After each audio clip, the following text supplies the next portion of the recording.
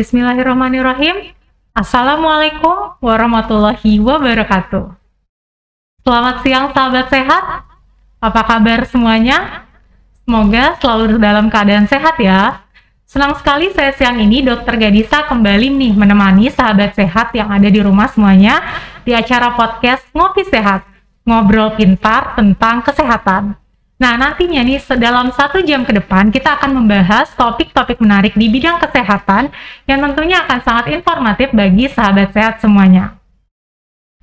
Nah, sahabat sehat, ada yang tahu belum ya bahwa di setiap hari Minggu terakhir di bulan Januari akan diperingati sebagai hari apa? Mungkin sahabat sehat di rumah sudah ada yang pernah mendengar nih mengenai penyakit kusta, atau orang-orang kadang menyebutnya sebagai penyakit kutukan. Waduh, bener nggak ya tuh penyakit kusta disebut sebagai penyakit kutukan? Nah, jadi di setiap hari Minggu terakhir di bulan Januari akan kita peringati sebagai Hari Kusta Sedunia. Berkenaan dengan itu, maka topik podcast Ngopi Sehat kita hari ini adalah mengenai penyakit kusta, atau orang-orang juga biasa menyebut dengan morbus Hansen atau penyakit lepra.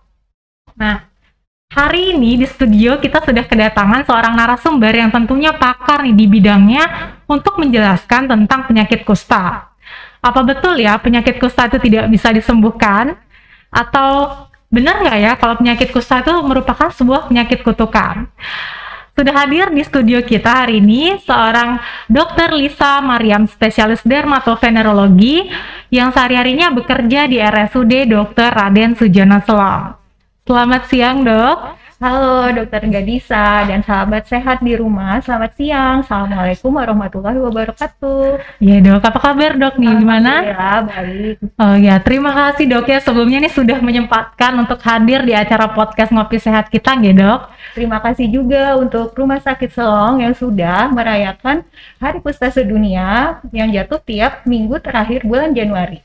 Oke, jadi sebelum kita bahas tentang kusta nih, Dok ya, pasti karena sahabat sehat di rumah tentunya juga udah nggak sabar, Dok ya, untuk menjelaskan, mendengarkan penjelasan lebih lanjut tentang kusta. Tapi sebelumnya, Dok, saya ingin memberitahukan dulu kepada sahabat sehat yang ada di rumah bahwa Anda dapat berpartisipasi dengan cara jika memiliki pertanyaan, dapat mengajukan pertanyaan, jadi nggak perlu nunggu sampai sesi materi selesai, jadi dapat langsung mengajukan pertanyaan dengan mengetikkan pertanyaan di kolom chat di akun Instagram, di live Instagram RSUD Dr. Raden Sujono Selong, live Facebook, ataupun akun YouTube channel RSUD Dr. Raden Sujono Selong. Jadi saya ulangi, sahabat sehat di rumah jika memiliki pertanyaan dapat mengetikkan pertanyaannya di kolom chat atau komentar di live akun Instagram RSUD Dr. Raden Sujono Selong, kemudian Facebook maupun akun YouTube channel. Dan nantinya untuk penanya terpilih akan mendapatkan door prize ya. Dan jangan lupa nih untuk sahabat sehat untuk follow akun Instagram, kemudian like akun Facebook dan juga subscribe akun YouTube channel RSUD Dr. Raden Sujono Selong untuk mendapatkan info-info update di bidang kesehatan maupun layanan terbaru di RSUD Dr. Raden Sujono Selong. Oke, Dok, ini udah nggak sabar nih kayaknya pengen bahas tentang kusta. Mungkin pertanyaannya dari yang awal dulu, Dok ya. Sebenarnya penyakit kusta sendiri itu apa sih, Dok? Itu yang dinamakan penyakit kusta? Ya, baik sahabat sehat, itu penyakit kusta bukan merupakan penyakit kutukan. Bukan juga merupakan penyakit yang mengerikan. Jadi penyakit kusta merupakan penyakit menular yang disebabkan oleh Mycobacterium lepra. Dia suatu bakteri dan dapat disembuhkan. Walaupun dia penyakit yang menular, namun untuk tertular itu tidak mudah. Hanya pada individu dengan kerentanan tertentu atau yang paling sering adalah kontak erat dan lama. Kemudian atau yang tinggal di daerah-daerah kantong-kantong endemis kusta, kemudian disertai dengan gangguan imunitas. Jadi tidak semudah itu, Dok, menularnya. Jadi tidak usah takut ataupun menjadi leprofobia. Oke, jadi bukan penyakit kutukan dok ya, karena selama ini mitosnya kan orang-orang kalau dengar penyakit kusta, aduh penyakit kutukan nggak bisa disembuhkan, berarti bukan dok ya, Bukan. harus ditegaskan Iya seperti betul, itu. tidak usah takut sama penderita kusta. Dan kusta, bila pun akhirnya terdiagnosis penyakit kusta, tidak usah takut untuk berobat karena dapat disembuhkan. Dapat disembuhkan ya. Jadi sahabat sehat nih harus yang nonton nih harus nanti mengedukasi mungkin ya orang-orang tentang penyakit kusta bahwa bukan penyakit kutukan dan meskipun infeksi tapi bisa disembuhkan gitu dok ya. Nah tadi ada disebut tentang menular dok ya. Nah bisa nggak sih dok penyakit kusta itu diturunkan secara genetik, misalkan dari kalau orang-orang mungkin nyebutnya istilahnya penyakit keturunan. Apa penyakit kusta itu penyakit keturunan juga dok? Sangat salah. Jadi penyakit kusta bukan merupakan penyakit keturunan. Bahkan pada ibu hamil yang menderita kusta tidak akan menularkan pada bayinya. Oke, jadi bukan penyakit keturunan dok ya? Iya betul. Jadi salah nih anggapan kalau misalkan penyakit kusta itu penyakit genetik dok ya, berarti bukan. Nah, kalau bukan penyakit genetik berarti ini kan ada penularan dok ya? Betul. Sebenarnya kalau penyakit kusta itu sendiri cara penularannya seperti apa dok? Ya, penyakit kusta terutama menular melalui droplet pada orang yang kontak erat dan lama. Jadi tidak menular melalui bersentuhan tangan, berjabat tangan, ataupun duduk bersebelahan dengan pasien kusta. Dia tidak menular. Kita duduk di bekas pasien kusta pun tidak akan menular. Oke dok, berarti tadi droplet maksudnya berarti dari saluran pernapasan dok ya. Oke, karena kan yang kita tahu dok ya, penyakit kusta itu kan penyakit kulit, berarti mungkin masyarakat itu taunya dok bahwa penyakit kusta erat kaitannya dengan ya kalau kulit ya bersentuhan seperti itu, berarti tidak benar dok ya, salah. Ya, jadi tidak usah takut bersentuhan dengan pasien kusta karena penularannya terutama melalui droplet. Oke, berarti melalui saluran pernapasan ini udah ditegaskan berarti itu seperti itu ya. Dengan kontak erat dan lama, tidak baru ketemu kemudian duduk bersebelahan akhirnya tertular, tidak. Oke, baik dok, sudah cukup jelas dok ya ini penjelasannya tentang penularan penyakit kusta. Kalau penularannya sendiri gimana dok? Apa penularannya akan tadi dari saluran pernapasan? Apakah penyakit kusta ini cepat dok untuk menular? Penyakit kusta merupakan penyakit yang kronis dok. Jadi dia perjalanan penyakitnya perlahan dan lama, membutuhkan waktu. Oke, jadi nggak cepat dok ya? Jadi dok. Misalkan habis bertemu orang penderita kusta gitu nggak langsung penularan gitu dok ya, lama penularannya. Jadi tidak usah takut pada pasien kusta. Oke, berarti kalau yang tadi bersentuhan kan nggak bisa menularkan dok ya. Dok. Tapi bagaimana dok kalau misalkan nih kita tinggal serumah nih dok sama pasien kusta, otomatis kan kita akan memegang barang-barang yang sama, misalkan pakai sisir, pakai apa, itu kan penggunaannya bersama dok. Itu apakah bisa menularkan juga nggak dok kalau penggunaan barang bersama gitu? Nah, kalau dalam kasus ini berarti pada orang yang tinggal serumah dengan pasien kusta itu disebut sebagai narakontak. Narakontak adalah orang-orang yang tinggal dekat dan erat dengan pasien kusta. Bila demikian, maka narakontak wajib diperiksa juga dok. Wajib diperiksa, kemudian setelah pasien kusta itu selesai masa pengobatannya, maka narakontak tersebut bila tidak ada yang menderita kusta, maka akan diberi kemoprofilaksis untuk mencegah penularannya. Oke, berarti memang ada resiko dok ya, tapi mungkin nggak sebesar itu juga resiko terkenanya dok ya. Jadi kalau memegang benda-benda yang bekas pasien kusta bila tidak kontak erat dan lama, insya Allah tidak dok ya. Nah, kalau terkait ini dok, faktor resiko apa saja sih dok yang menyebabkan seseorang itu bisa rentan untuk terkena kusta? Ya, jadi kuncinya adalah kontak erat dan lama, kemudian gangguan pada imunitas, kemudian bisa juga sedang berkunjung pada daerah-daerah kantong endemis kusta. Pada beberapa itu memang terjadi penularan melalui hewan. Hewan juga Tapi dok tidak ya. ada di Indonesia sih selama ini. Hewan apa itu dok Itu kalau boleh tahu? armadillo dan simpanse yang sudah terbukti tertular melalui menyentuh armadillo-nya itu. Oke dok, tadi sempat dokter menyebutkan tentang kantung endemis kusta dok ya. Apakah di Lombok Timur sendiri termasuk yang endemis kusta kayak gitu dok? Baik dok, jadi untuk di Lombok Timur kasusnya memang hampir tiap bulan masih ada, meskipun bukan daerah-daerah kantung endemisme. Oke, berarti bukan dok ya untuk Iya, daerah Lotim iya. sendiri. Dan mudah-mudahan jangan. Tadi sempat juga dok disebutkan tentang faktor resikonya, salah satunya mungkin imunitas yang sedang turun. Nah, muncul pertanyaan nih dok. Jadi kalau misalkan ini kan selama ini kalau kita sakit batuk pilek gitu kan, karena imunitas lagi turun, tiba-tiba besoknya udah langsung sakit gitu. Nah, kalau kusta sendiri gimana dok? Kan kadang-kala kita capek kerja atau apa membuat sistem imun turun, jadi langsung terkena. Apakah kusta seperti itu juga dok? Ya, jadi dok, untuk penularan kusta itu sangat tidak mudah. Jadi dari penelitian ini dari sekitar 100 yang terpapar ke pasien kusta, 95 itu memiliki imunitas alami yang akan sembuh sendiri. Kemudian yang 5 itu 3-nya mungkin terjangkit dan akan sembuh. Sedangkan yang akan mengalami kusta dan perlu pengobatan itu hanya 2 saja.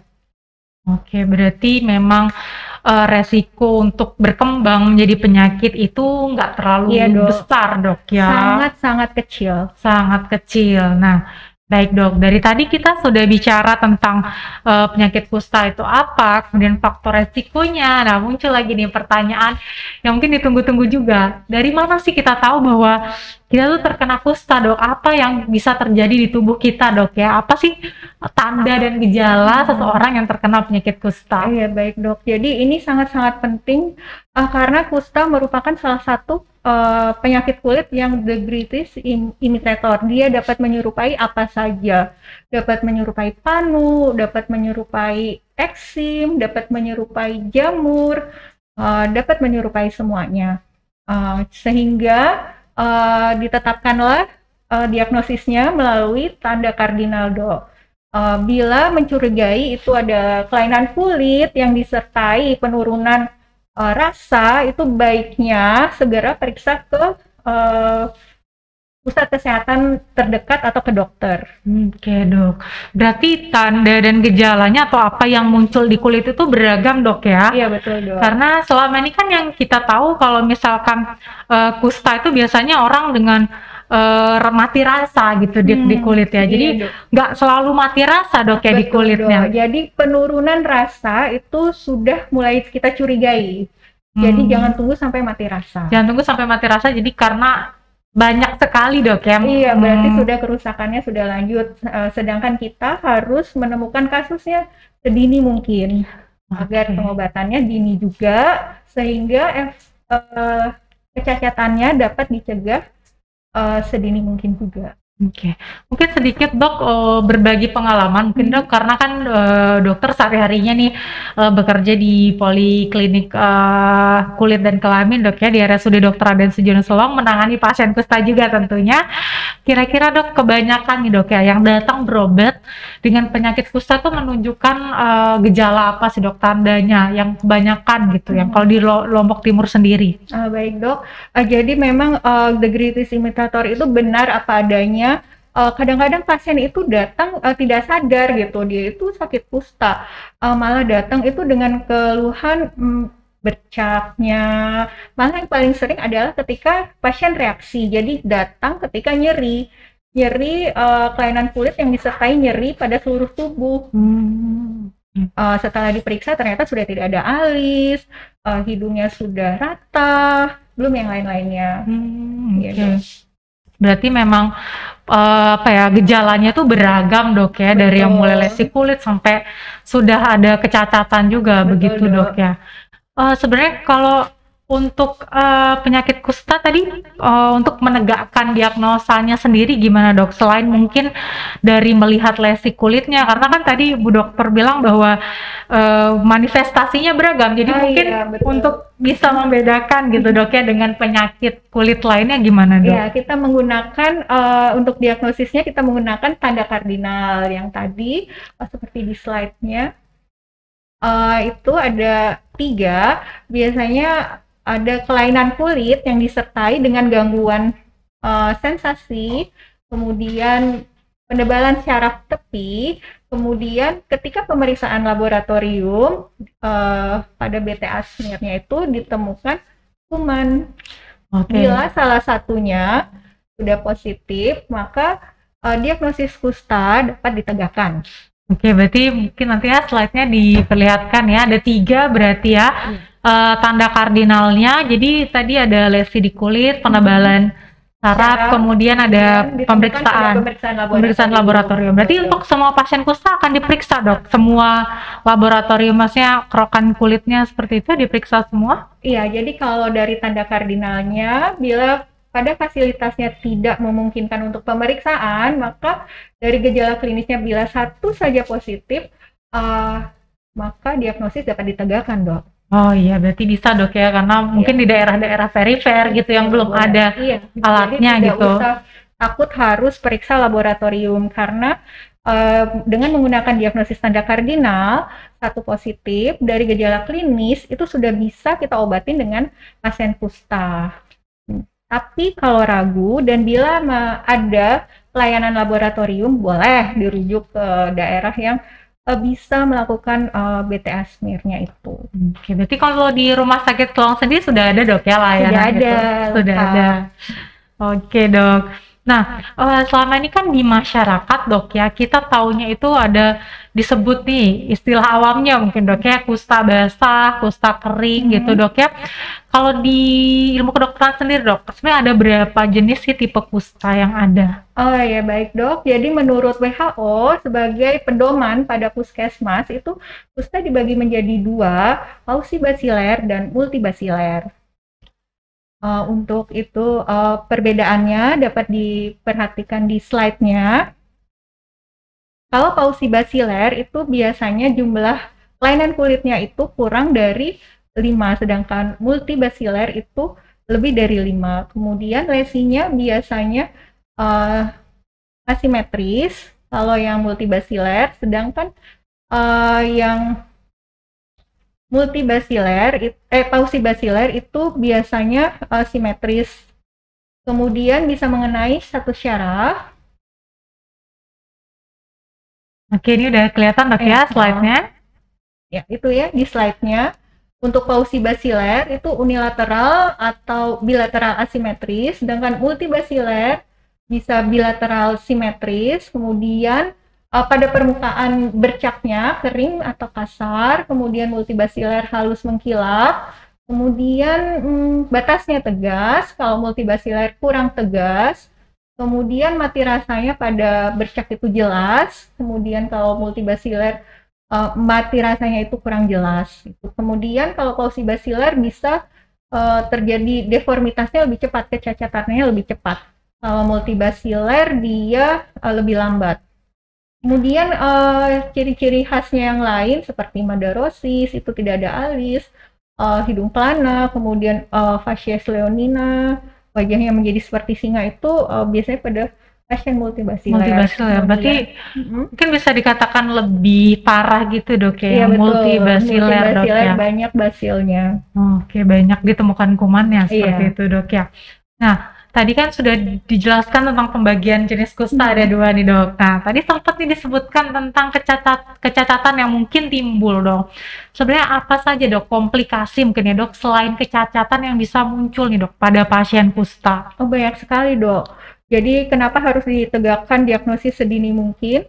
Karena kecacatannya itu yang timbul banyak sekali. Yang pertama ada mata, gangguan visus hingga sampai buta, glaukoma, kemudian bisa mutilasi, kemudian pada laki-laki itu bisa testisnya atrofi, kemudian eh juga bisa jalannya menjadi menyeret-menyeret kakinya. Oke, berarti cukup banyak juga dok ya Iya, Dok. komplikasinya, tapi mungkin itu udah di tahap lanjut dok Iya, ya. betul, Dok. Kenapa bisa sih dok ini terjadi komplikasi? Apakah efek langsung dari bakterinya itu atau mungkin kecacatannya terjadi karena hal yang lain dok komplikasinya ini? Baik, Dok. Jadi kalau komplikasi dan kecacatan itu dapat terjadi baik karena bakterinya langsung, tapi yang tersering adalah karena reaksi kustanya. Jadi reaksi imunologis bakterinya tersebut dengan sistem-sistem imunnya.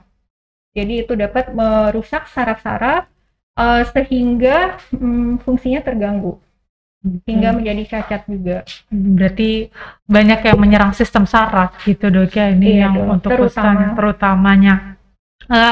Tapi apakah gini dok, apakah semua pasien ya pasien kusta itu akan berlanjut ke tahap komplikasi dok? Apa semuanya nih akan kena komplikasi pasien kusta? Jelas tidak. Bila ditemukan kasusnya sedini mungkin, kemudian diagnosis sedini mungkin, kemudian diterapi sedini mungkin, sehingga kecacatan dihindari sedini mungkin.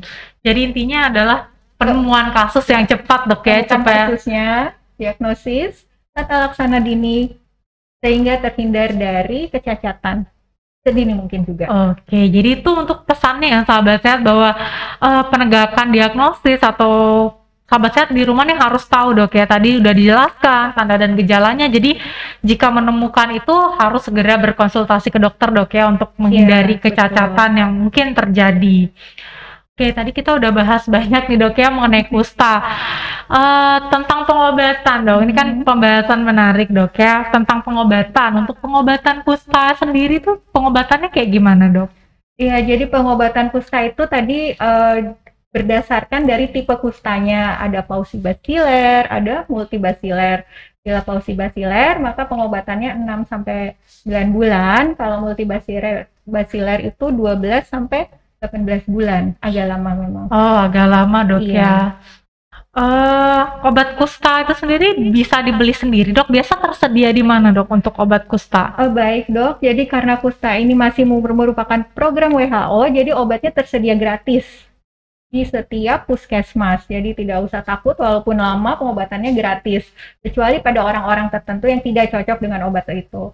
Jadi obatnya ada berupa multi drug terapi di puskesmas. Oke, berarti gratis ya, karena mungkin takut berobat karena pengobatannya memang memakan waktu yang cukup lama, terus bayar gitu kan dok, mungkin itu jadi yang momok menakutkan. Gratis ya, jadi sahabat sehat cocok. Oke, jadi sahabat sehat sudah dengar ya bahwa pengobatannya gratis, jadi jangan takut untuk berobat jika memang sudah didiagnosa kusta gitu dok ya. Nah, kan tadi minum obatnya diminum dok ya, ada beberapa macam obat yang tersedia di puskesmas dan gratis.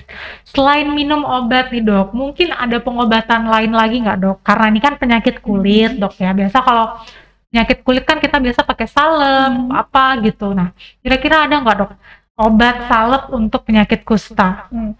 Jadi untuk salep mungkin diberikan bila ada luka, jadi mungkin diberikan salep antibiotik. Tapi untuk yang mengobati sakit kusta tidak ada salep atau obat topikal yang menyembuhkan. Sampai saat ini masih pilihannya adalah multi drug terapi. Oke, berarti tidak ada dok ya untuk obat salep untuk kusta ya. Salep diberikan itu atas indikasi dokter dan bukan untuk menyembuhkan kustanya. Oke, jadi ini salah satu informasi yang harus digarisbawahi kalau misalkan obat penyakit kusta itu hanya diminum dan bukan merupakan salep dok ya. Nah, tadi kan pengobatannya memang memakan waktu yang cukup lama dok. Ada nggak sih dok efek samping dari pengobatan kusta ini? Ya baik dok, jadi karena pengobatan cukup lama maka pasien kusta diwajibkan untuk setiap bulan datang ke pusat kesehatan terdekat, selain untuk diperiksa apakah ada kecacatan baru ataukah ada perbaikan, kemudian obatnya juga sebaiknya diminum di depan petugasnya, kemudian diperiksa juga darahnya dok, karena salah satu efek sampingnya adalah anemia, namun tidak usah khawatir, tidak semua terjadi pada pasien kusta anemia tersebut. Kemudian yang berikutnya adalah kulitnya menjadi lebih gelap. Namun itu juga tidak permanen. Begitu selesai pengobatan, kulit kembali cerah. Oke, jadi memang ada beberapa efek samping dok ya, tapi Iya, nggak begitu besar ya. Iya, Maksudnya lebih banyak manfaat yang manfaatnya didapat ya, dibandingkan karena efeknya. menyembuhkan Betul. seperti itu. Dan tadi perlu digarisbawahi, tidak semua orang Iya. yang mendapatkan pengobatan kusta akan mendapatkan efek samping. Iya. Oh ya, itu berarti sedikit dok ya yang ada efek sampingnya. Nah, ini dok karena pengobatannya lama ya, seperti mirip TBC kan dok ya, pengobatannya cukup lama. Ada resiko mungkin pasien jenuh berobat gitu dok ya, kok saya tiap hari minum obat seperti itu.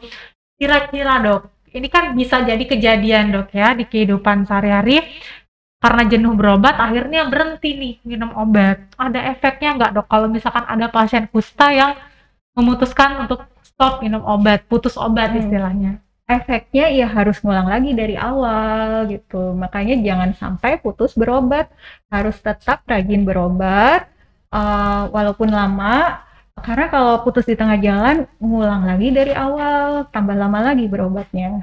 Oke, berarti yang bisa nih dok memutuskan bahwa pasien sudah selesai masa pengobatan itu sendiri adalah dokter berarti dok ya? Dokter atau petugas kesehatannya, istilahnya wasor kalau di puskesmas. Oh, berarti ya. ada pemantaunya juga dok Ada ya di dok, puskesmas.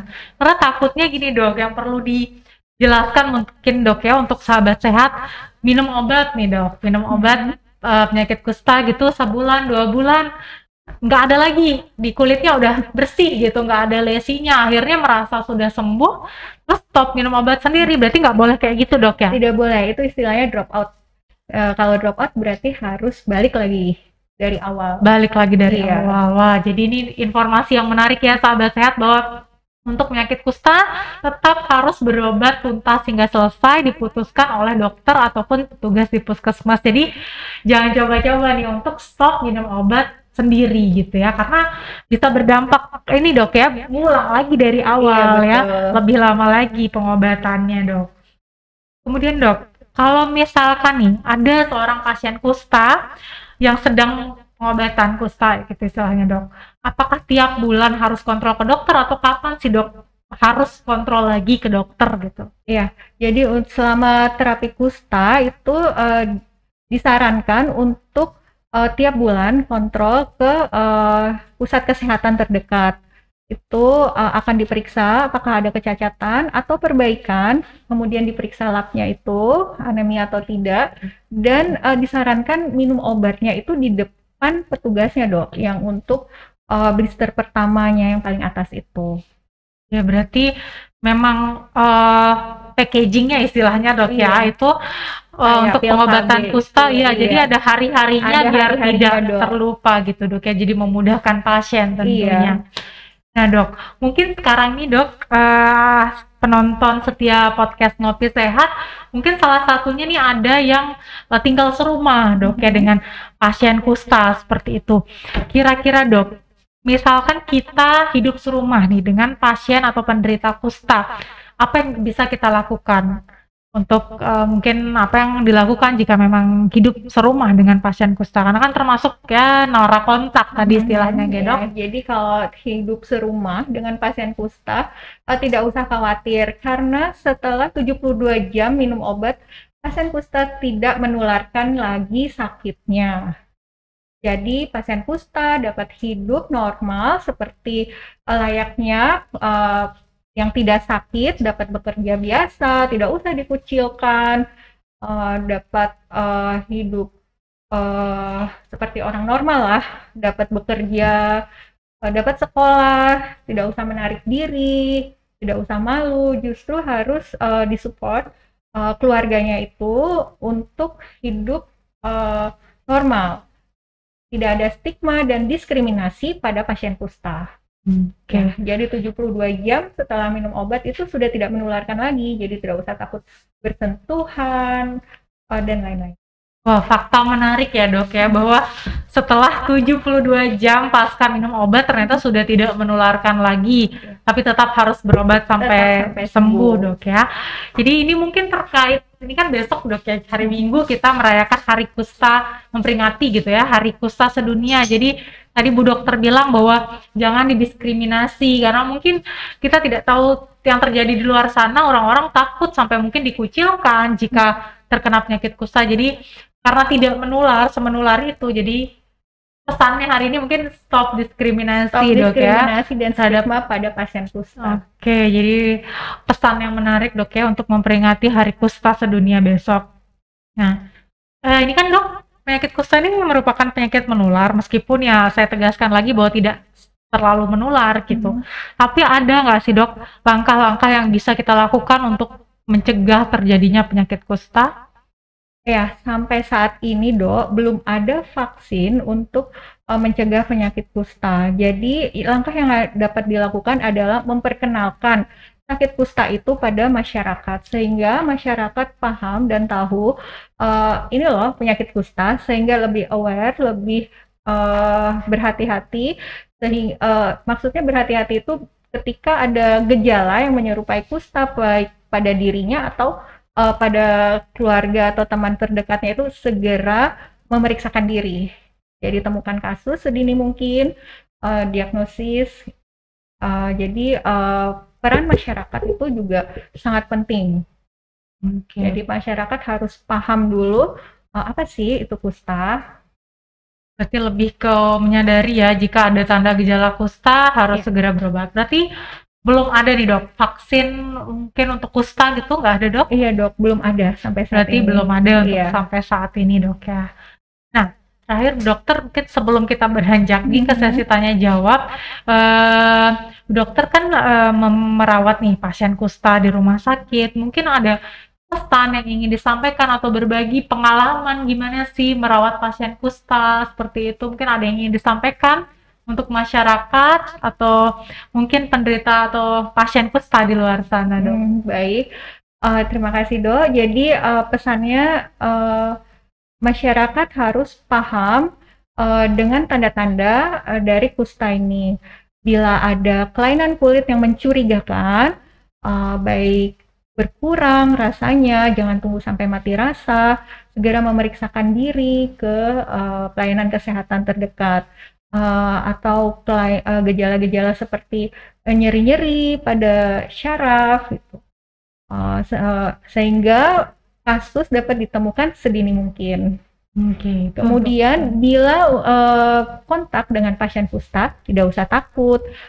Stop stigma dan diskriminasi pada pasien kusta, karena pasien kusta bukan kutukan dan tidak mengerikan, dapat disembuhkan dan tidak mudah menular.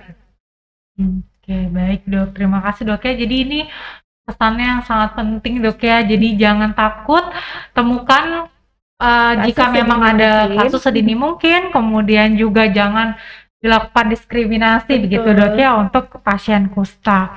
Nah, sepertinya Dok ini udah ada beberapa pertanyaan mungkin Dok ya yang masuk di akun Instagram, Facebook ataupun YouTube channel kita. Tapi sebelum kita melakukan sesi tanya jawab, kita saksikan dulu ya. Mari kita saksikan dulu video tentang kusta berikut ini.